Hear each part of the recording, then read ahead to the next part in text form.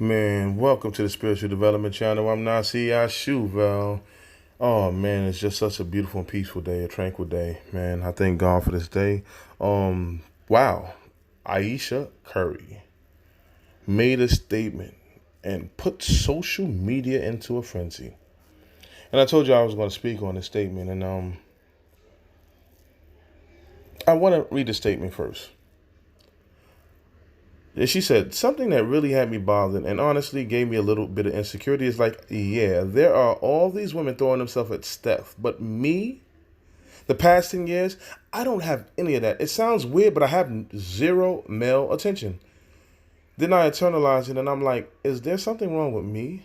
I don't want it, but it would be nice to know that someone is looking. Oh, wow. The state is so contradictory in itself, but she did something. She spoke her heart on something that bothered her and plagued her.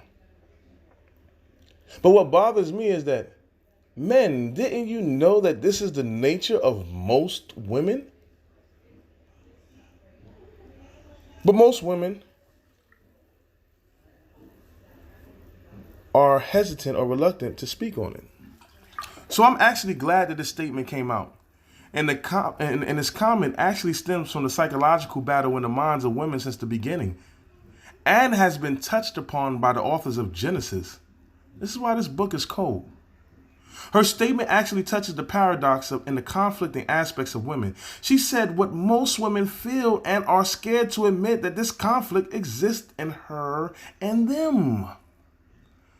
Come on, man. Women are seductive by nature. Even them pretending to be naive is a form of seduction. The truth is, most human self-confidence is stimulated by outside validation. We know this. It's the reason why you buy expensive clothes or spend money on cars that are basically like the cheap cars, but it's just a name or a label. Because you seek that external validation. The truth is, most human self-confidence is stimulated by outside validation. For the most part, they need outside affirmation, and it appears to be more prevalent in females. This is why they adorn themselves more. In scriptures, Lamech had two wives.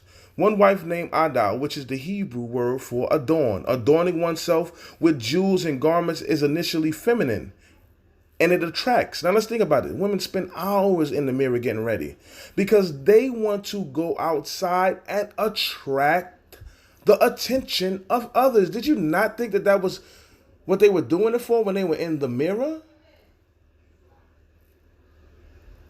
Let's have a reality check. But since Lamech was one of the and symbolizes the earliest rulers of civilization, the early rulers began to integrate adornment to attract distinctively and add upon their dominance. So they added this feminine aspect of adornment to put a separation between them and the peasants because they knew it would attract reverence to them. Okay, back to the garden story.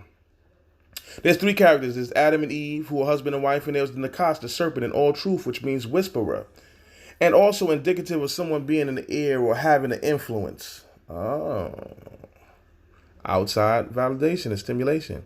Adam was given rules or instructions which he passed down to Eve. I want you to remember they were made in the image of God, but Eve was one with Adam. So Eve being one with Adam, it seems that she was driven by outside validation because she was told by the serpent that she was not like God and imperfect, but had to do other things to become perfect. Oh, okay. So now you get into the natural aspect of women. Some women feel that they're not beautiful, even if they're the most beautiful women in the world, because that whisper is in their ear. Something is telling them they're not good enough. So this woman was not happy with her natural state. So she ate an apple, which symbolizes seduction, as a form to heighten her confidence through external validations. And yes, the book does not say apple, but the translators translated it into apples because they knew that this story was based off of seduction. Let's recap so we don't lose anybody. Eve was perfect. The serpent made her insecure by telling her she wasn't, and she would need to partake in the fruit symbolizing seduction in order to receive external validation, which makes you feel perfect temporarily. Let's continue. She shares with Adam and they have sex. God kicks them out of paradise. Adam blames the woman. The woman blames the serpent by saying, "He seduced me." Immediately, God commands the woman that her desire is to be towards her husband. Basically, God is saying you are too open for outside validation. Stop focusing on what others believe and let your desire be towards your husband. Let's go back so we don't miss anything. Adam and Eve have sex. Their harmonious home is broken apart because she was too busy entertaining snakes instead of listening to her husband and focusing on home. Proverbs 7:11. She is loud and stubborn. Her feet abideth not in her house. This doesn't mean just a physical house. It means that even if you're on a phone and you're looking and peering into other people's lives, it means that you're distracted from what's going on in your own house. She realizes that she was taught to seduce so she can easily be seduced. The whisperer knows once you over-sexualize a population, they are easy to be manipulated and the victims. And the victims have the propensity to perpetuate highly emotional relationships which destroy the Eden in paradise. Sometimes sex ruins the relationships and locks people into a highly emotional relationship when they're over-sexualized. So this is why the powers to be make seduction a part of black culture.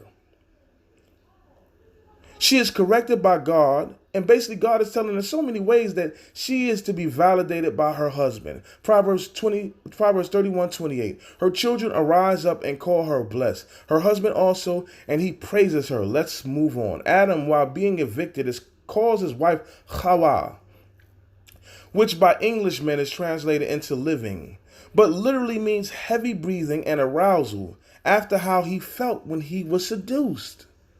So there is the point that shows you the seductive nature of the woman. He named her after what happened in response to his seduction.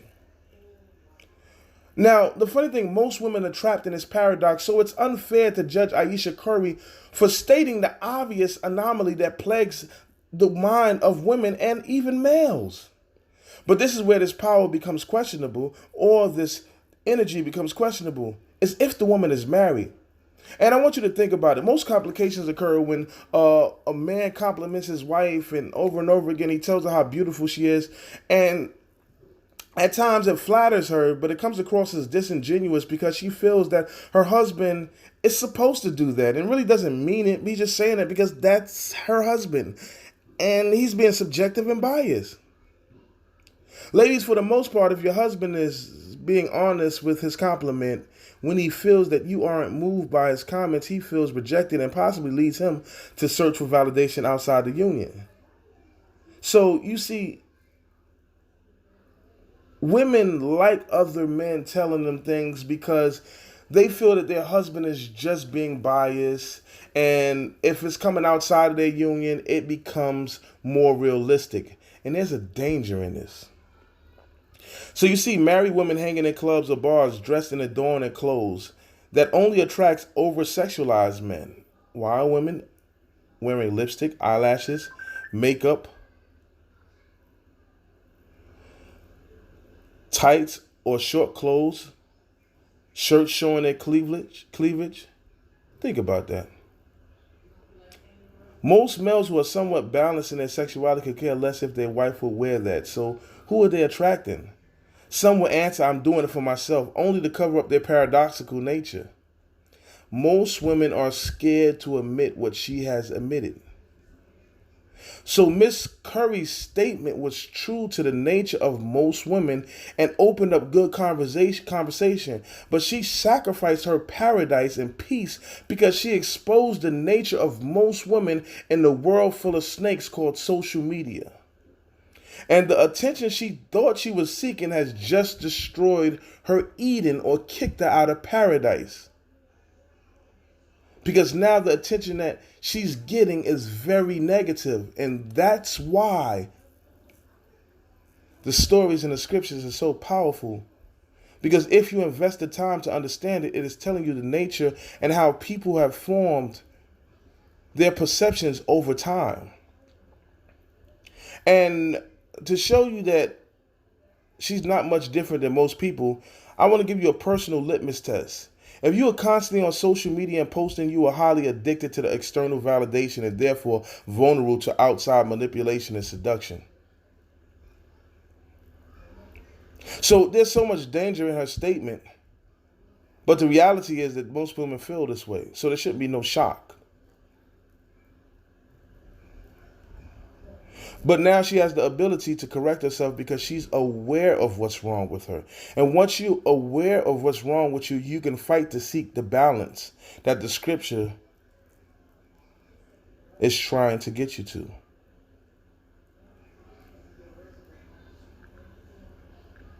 Ladies, allow your desire to be towards your husband.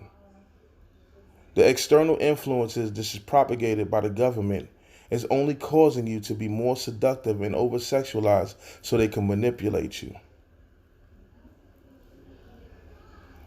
If Ayesha Curry would understand that her statement really speaks of a bigger problem, and that's that she feels overshadowed by her husband and is losing her own personal identity. Read into her statements, understand that people have brought value into our life.